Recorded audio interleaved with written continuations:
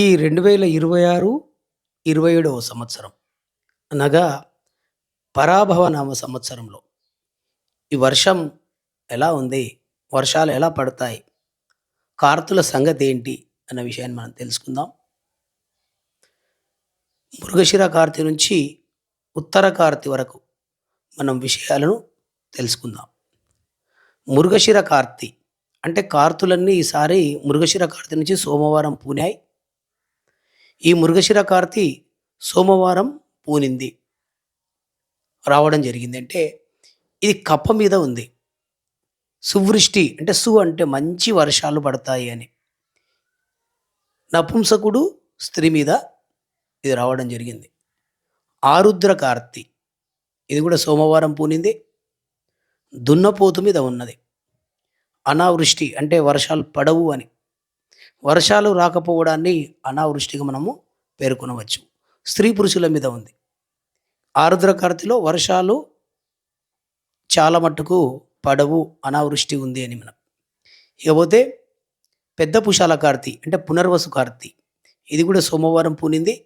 గుర్రం మీద ఉంది. ఇది పర్వత వృష్టి అని, అంటే పర్వతాల మీద, కొండల మీద, గుట్టల మీద పడతాది అని. ఇది పురుషుడు అని. చిన్న పుషాల కార్తె పుష్యమి ఇది కూడా సోమవారం పూనింది. ఎలుక మీద ఉంది. స్వల్ప వృష్టి అంటే చాలా తక్కువ వర్షాలు పడతాయి. పురుషుడు స్త్రీ మీద ఉంది. ఆశ్లేడి కార్తె అంటారు మోటుగా, అంటే ఆశ్లేష కార్తె ఇది సోమవారం పూనింది. ఏనుగు మీద ఉంది. పూర్ణ వృష్టి అంటే మనకు ఎప్పుడైతే వర్షాలు కావాలో అప్పుడు బాగా పడతాయి. అంటే ఎంత కావాలో అంత పడతాయి, సరి సమానంగా పడతాయి. పూర్ణ వృష్టి అంటే మంచి వర్షాలు పడతాయి అని అర్థం. ఈ ఆశ్లేటి కార్తెలో మంచి వర్షాలు పడతాయి.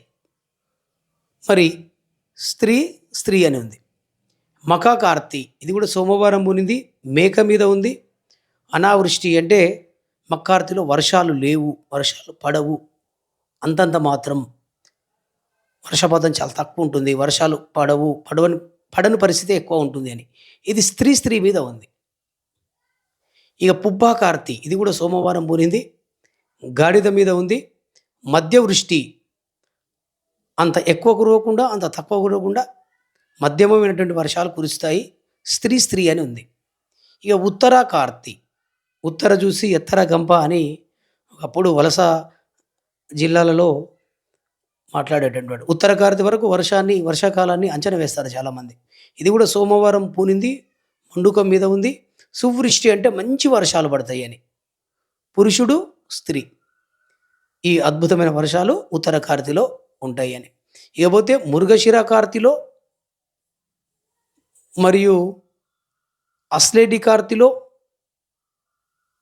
మరియు పుబ్బా కార్తె, ఉత్తర కార్తె ఈ 4 కార్తెలలో వర్షాలు బాగా పడుతాయని మనకు శాస్త్రము చక్కగా చెప్తుంది. ఇకపోతే వర్షాడక ప్రమాణం ప్రకారంగా వర్షం శాతం ఎంత పడుతుంది అనేది. షష్టయోజన విస్తీర్ణం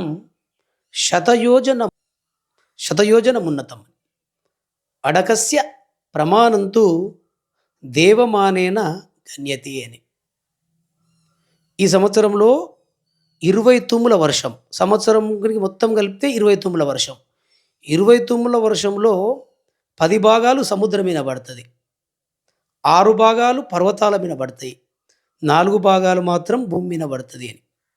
దశాబ్దౌ అంటే 10 సముద్రం మీద, షట్ పర్వతేషు అంటే పర్వతాల మీద 6 భాగాలు అని, చతుర్భాగాస్తు భూతలే అని అంటే 4 భాగాలు మాత్రం భూమి మీద పడుతుంది అని మనకు శాస్త్రము చక్కగా వివరిస్తుంది. వ్యవసాయం చేసేటటువంటి వాళ్ళు చాలామంది పెద్దలు పూర్వము నేడు కూడా చాలామంది పంచాంగాన్ని అనుసరిస్తారు. పంచాంగం ద్వారా ఏ కార్తెలు ఎప్పుడెప్పుడు పూనాయి అంటే ఎప్పుడెప్పుడు ఏ వారం వచ్చాయి, అవి వేటి మీద ఉన్నది, ఎట్లెట్లా వర్షాలు కురుస్తాయని చాలామంది రైతులు ఆసక్తితో హిందూ సాంప్రదాయ ప్రకారంగా పంచాంగ అనుసరించి వ్యవసాయాన్ని మరి మొదలు పెడతారు. వారికి కార్తులు ఏ వారం పూనాయి, దేని మీద ఉన్నది అని తెలుసుకుంటే వాళ్ళకు వర్షాకాలం అంతా చాలా మటుకు అర్థమవుతుందని మనకు తెలుస్తుంది.